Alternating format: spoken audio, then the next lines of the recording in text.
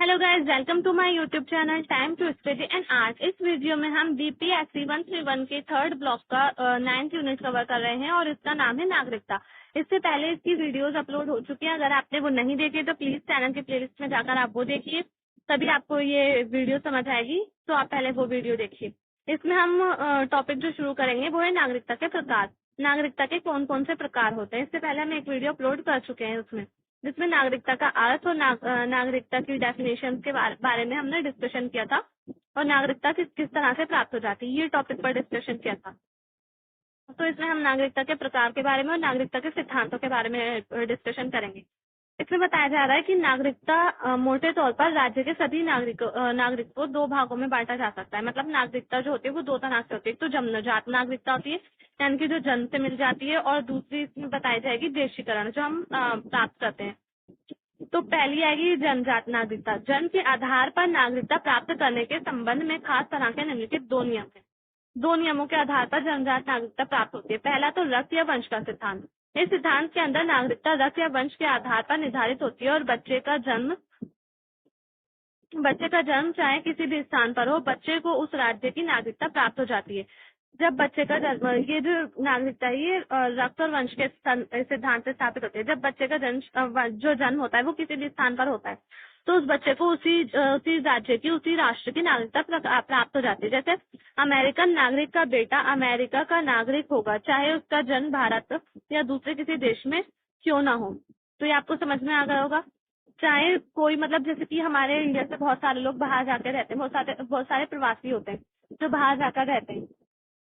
कभी कभार वो अपनी फैमिलीज को भी ले जाते हैं, तो वो परमानेंटली वहाँ नहीं जाते, वो कभी घूमने के लिए जाते हैं। और अगर वहाँ पर उनके किसी, मतलब उनका वहाँ पर किसी बच्चे का जन्म होगा, तो वो बच्चा जो वो उस शहर का नहीं कहलाएगा, उस जगह का नहीं कहलाएगा जहाँ पर उसका जन्म हुआ है, वो यहीं का कहलाएगा, भारत यही कहलाएगा। तो ये आपको समझ में आ गया होगा। प्राचीन काल में यूनान, रोम और एशियाई कई देशों में नागरिकता का निर्धारण इसी सिद्धांत के आधार पर होता था, और आज भी विश्व के ज्यादातर देशों में ये सिद्धांत प्रचलित है। तो ज्यादातर, सारे देशों में नहीं है, ज्यादातर देशों में ये सिद्धांत माना जाता है।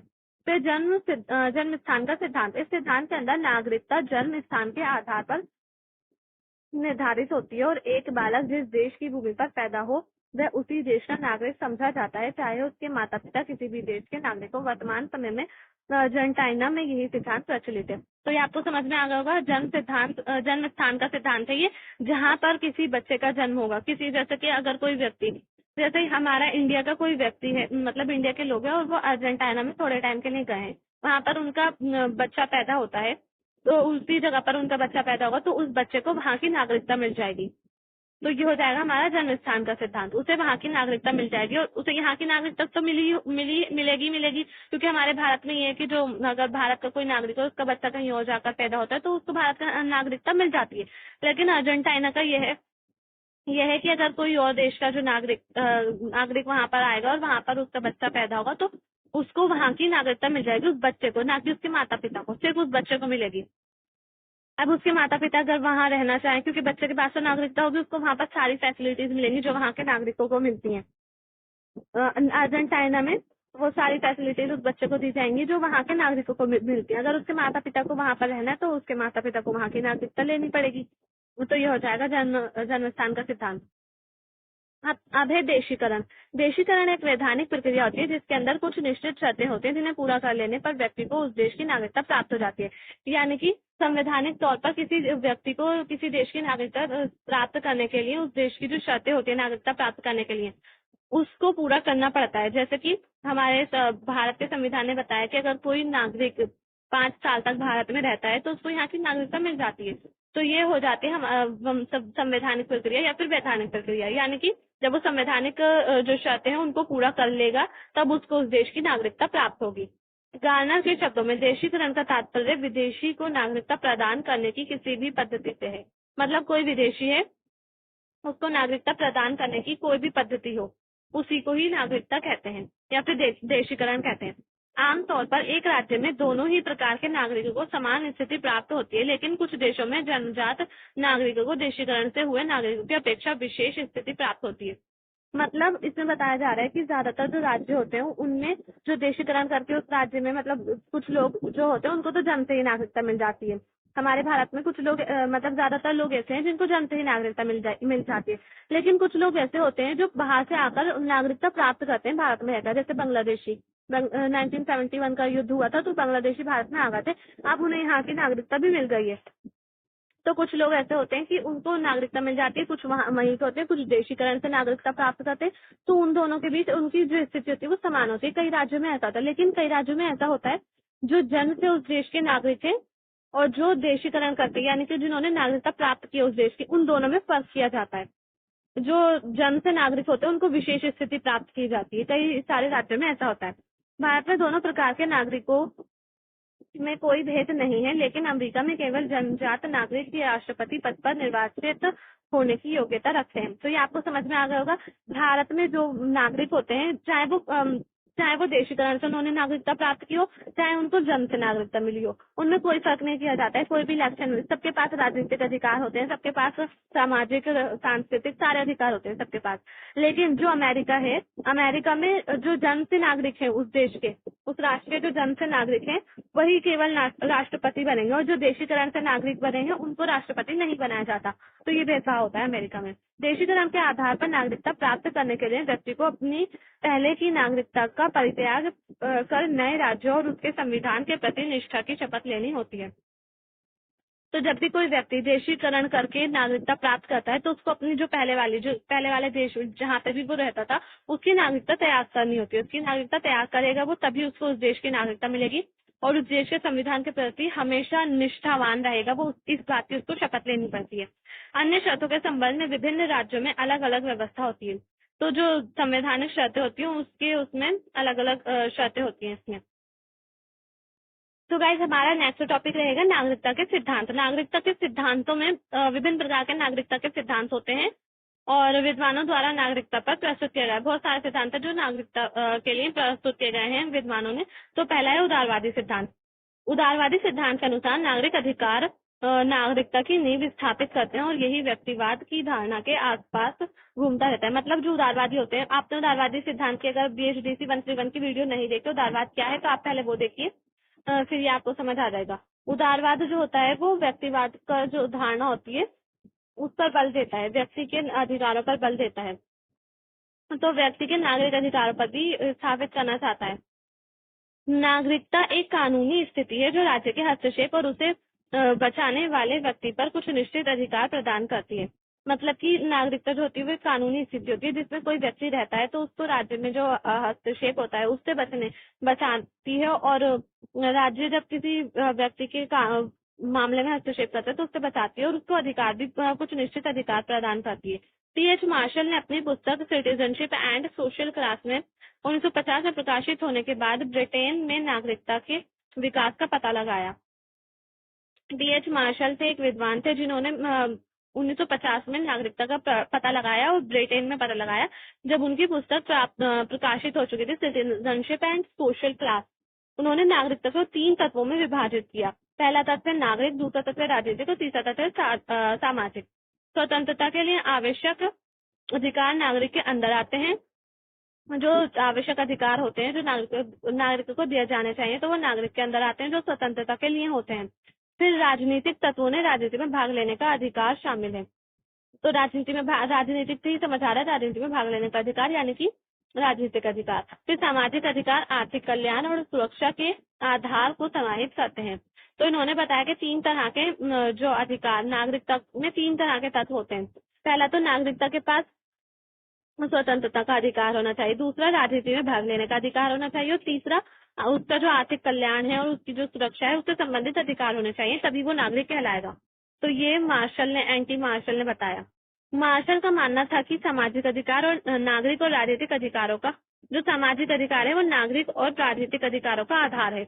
उनका विकास विभिन्न अवधियों में हुआ, सिविल या नागरिक। तो उन्होंने बताया कि जो सामाजिक अधिकार है, नागरिक अधिकार, राजनीतिक अधिकार है, इनका जो विकास हुआ है वो विभिन्न अवधियों में विभिन्न कालों में हुआ है। जैसे कि सिविल या फिर नागरिक अधिकार, इनका विकास हुआ है 18वीं सदी में। फिर राजनीतिक अधिकार, इसका विकास 19वीं सदी में हुआ, और सामाजिक अधिकार इसका विकास हुआ 20वीं सदी में। मार्शल ने तर्क दिया कि नागरिक अधिकार व्यक्तियों को समान नैतिक मूल्य देते हैं, लेकिन वे निरर्थक होंगे जब तक उन्हें सामाजिक अधिकारों का समर्थन नहीं मिलता, क्योंकि सामाजिक अधिकार समान सामाजिक मूल्यों को समर्थन करते हैं। तो ये बताते हैं कि जो नागरिक अधिकार होते हैं वो व्यक्तियों को नैतिक मूल्य देते हैं, समाज सभी व्यक्तियों को बराबरी से नैतिक मूल्य देते हैं, लेकिन उनका कोई अर्थ नहीं होगा जब तक सामाजिक अधिकार किसी भी व्यक्ति को प्राप्त नहीं होंगे। सामाजिक अधिकारों का समर्थन नहीं मिलेगा किसी भी व्यक्ति को जब तक सामाजिक तौर पर व्यक्ति समान नहीं होंगे, तब तक उनके नागरिक अधिकारों का कोई अर्थ नहीं होगा, कोई मूल्य नहीं होगा। उदाहरण के लिए बोलने की स्वतंत्रता के अधिकार का बहुत कम मूल्य हो जाता है यदि किसी के पास शिक्षा की कमी के कारण कहने के लिए कुछ भी उचित नहीं है। मतलब अगर कोई व्यक्ति पढ़ा लिखा नहीं है, किसी व्यक्ति का जो शिक्षा है वो कौन सा अधिकार होगा, वो सामाजिक अधिकार होगा। और बोलने की जो स्वतंत्रता है वो कौन सा अधिकार होगा, वो उसका नागरिक अधिकार हो जाएगा। तो अगर कोई व्यक्ति पढ़ा लिखा नहीं है तो वो क्या बोलेगा, फिर उसके पास बोलने के लिए कुछ होगा ही नहीं, क्योंकि उसके पास इतना ज्ञान ही नहीं होगा कि वो कुछ अच्छा बोल सके। या फिर मतलब बहुत सारे लोग में ये आप ऐसा मत सोचेगा मैं किसी के बारे में बोल रही हूँ, मैं ये कह रही हूँ कि अगर कोई पढ़ा लिखा नहीं होगा तो वो ज्यादा अच्छे से नहीं बोल पाएगा। और कभी कभी ऐसा होता है कि जो पढ़े लिखे लोग नहीं भी होते वो अच्छे से बोल भी पाते हैं, लेकिन वो बोलने में हेजिटेट होते हैं, उनको प्रॉब्लम होती है बोलने में, नर्वस हो जाते हैं वो। तो कई बार ऐसा भी हो जाता है। नागरिकता समानता की बात करती है, जबकि पूंजीवाद वर्ग असमानताओं को जन्म देता है। इसलिए मार्शल ने राज्यों को कम से कम जीवन स्तर सुनिश्चित करके जरूरतमंद लोगों की मदद और देखभाल के लिए कल्याणकारी काम सौंपे। तो आपको समझ में आ गया होगा। अब ये मैं इतना ज्यादा डिटेल में नहीं पढ़ा रही हूँ, क्योंकि इतना ज्यादा आएगा भी नहीं, थोड़ा थोड़ा पढ़ाऊंगी मैं। तो अगर मैं ज्यादा लंबी वीडियो बनाऊंगी या फिर लेंथी वीडियो जाएगी अगर मैं ज्यादा पढ़ाऊंगी डिटेल में। तो इसके बाद नेक्स्ट जो हमारा सिद्धांत आएगा वो आएगा गणतंत्रवादी सिद्धांत। तो रिपब्लिकन परंपरा जो है वो नागरिकों की भागीदारी के माध्यम से नागरिक स्वशासन पर केंद्रित है। मतलब रिपब्लिकन परंपरा में नागरिक शासन में भाग लें, इस पर केंद्रित है ये परंपरा। स्वशासन में भागीदारी पर केंद्रित है। रूसो ने सामाजिक अनुबंध में तर्क दिया कि सामान्य इच्छा के माध्यम से कानूनों का सह लेखन नागरिकों को स्वतंत्र और कानूनों को वैध बनाती है। मतलब अगर नागरिक भाग लेंगे, अपनी इच्छा के माध्यम से ही भाग लेंगे कानूनों में, स्वशासन में भाग लेंगे, तो वे स्वतंत्र होंगे और कानूनी तौर पर वे वैध भी होंगे, वैधता मिल जाएगी उनको। इसलिए विचार विमर्श और गणराज्यों में सक्रिय भागीदारी नीति निर्धारण की वकालत करती है, क्योंकि ये सुनिश्चित करती है कि व्यक्ति विषय नहीं बल्कि नागरिक हो। तो ये कहते हैं कि जो रिपब्लिकन वाले हैं, रिपब्लिकन परंपरा है, वो कहती है कि नागरिक को स्वशासन में भाग लेना चाहिए, तभी वो नागरिक कहलाएंगे। अगर वो उसमें राजनीति में भाग नहीं लेंगे और स्वशासन में भाग नहीं लेंगे, गणराज्यों में अपनी सक्रिय भूमिका नहीं निभाएंगे, विचार विमर्श नहीं करेंगे, उसमें भाग नहीं लेंगे, तो वो एक विषय के तौर पर प्रस्तुत होंगे। एक व्यक्ति जो है वो विषय के तौर पर प्रस्तुत होंगे, ना कि नागरिक के तौर पर। तो यहाँ पे उदारवादी और इसमें गणतंत्रवादी में कंपैरिजन आएगा, जो हम नहीं देखेंगे। अगर आपको करना है तो आप वीडियो को पॉज करके देख लीजिएगा। अब इसके बाद नेक्स्ट सिद्धांत आएगा मुक्तिवादी सिद्धांत। 1979 में मार्गरेट थैचर के नेतृत्व वाली ब्रिटिश रूढ़िवादी सरकार में मुक्तिवादी नागरिकता का पता लगाया जा सकता है, जिसने सामाजिक अधिकारों के ऊपर बाजार के अधिकारों को अधिक महत्व दिया। मतलब मार्गरेट थैचर जो थी वो एक विद्वान है, और 1972 में उन्होंने पता लगाया कि ब्रिटिश में एक रूढ़िवादी सरकार थी जो मुक्तिवादी नागरिकता के बारे में उन्होंने उस समय पता लगाया, जिसमें सामाजिक अधिकारों से ज्यादा महत्व दिया जा रहा था बाजार के अधिकारों को, क्योंकि उस समय बाजार व्यवस्था शुरू हो गई थी विश्व में। स्वतंत्रतावादियों का कहना है कि नागरिकता व्यक्तियों के बीच मुक्त विकल्प और अनुबंध का उत्पाद है। ये बाजार समाज को अपना आधार और नागरिक जीवन का उपयुक्त मॉडल मानती है। तो जो मुक्तिवादी सिद्धांत है, बाजार समाज को अपना आधार मानते हैं और जो नागरिक जीवन है उसी को ही अपना एक मॉडल मानते हैं। रॉबर्ट नॉजिक इस सिद्धांत के प्रमुख प्रतिपादक हैं। रॉबर्ट नॉजिक ने ही इस सिद्धांत को जन्म दिया है। उनका मानना है कि व्यक्ति अपने मूल्यों, विश्वासों और वरीयताओं को महसूस करने के लिए निजी गतिविधि, बाजार विनियमन और संघ का सहारा लेते हैं। तो ये आपको समझ आ रहा होगा, बहुत इजी लैंग्वेज में लिखा हुआ है, और मैं ज्यादा डिटेल में भी नहीं करा रही हूँ क्योंकि वीडियो बहुत ज्यादा लेंथी हो जाएगी और टॉपिक्स रह जाएंगे और फिर मुझे ज्यादा वीडियोस भी बनानी पड़ेंगी। उदारवादी बाजार अधिकारों को प्राथमिकता देते हैं, जिन्हें उद्यमशीलता की स्वतंत्रता के रूप में रूप में देखा जाता है। तदनुसार संपत्ति के अधिकार की सुरक्षा के लिए सुरक्षात्मक संस्थानों की आवश्यकता होती है और राज्य सभी के लिए सबसे कुशल साबित होता है। इसके बाद आएगा हमारा समुदायवादी सिद्धांत। अब इसके बाद नेक्स्ट है समुदायवादी सिद्धांत। तो समुदायवादी मानते हैं कि जो व्यक्ति है उसका अस्तित्व समुदाय से पहले नहीं हुआ है, व्यक्ति का अस्तित्व जो है वो समुदाय के बाद है। और ये मानते हैं, ये उदारवादियों की आलोचना करते हैं और ये मानते हैं ये कहते हैं कि व्यक्तियों की सामाजिक प्रकृति की अनदेखी करता है जो उदारवाद है, और वे व्यक्तिगत रूप पर बहुत ज्यादा ध्यान केंद्रित करता है। उदारवाद जो है वो व्यक्ति के व्यक्तिगत रूप पर ध्यान केंद्रित करता है और व्यक्तियों की जो सामाजिक प्रकृति है उसकी अनदेखी करता है, और इसीलिए इसकी आलोचना करते हैं। इसके अलावा समुदायवादियों का ये तर्क भी है कि उदारवादियों ने समुदाय के प्रति कर्तव्य और जिम्मेदारियों को कोई महत्व नहीं दिया, क्योंकि उनका ध्यान एक व्यक्ति के अधिकार पर था। समुदायवादी कहते हैं कि जो समुदाय के प्रति व्यक्ति के कर्तव्य होने चाहिए, जिम्मेदारियां होनी चाहिए और जो नियमों का पालन करना चाहिए, उस पर उदारवादी ध्यान नहीं देते हैं, जबकि वे केवल व्यक्ति के अधिकारों पर ध्यान देते हैं।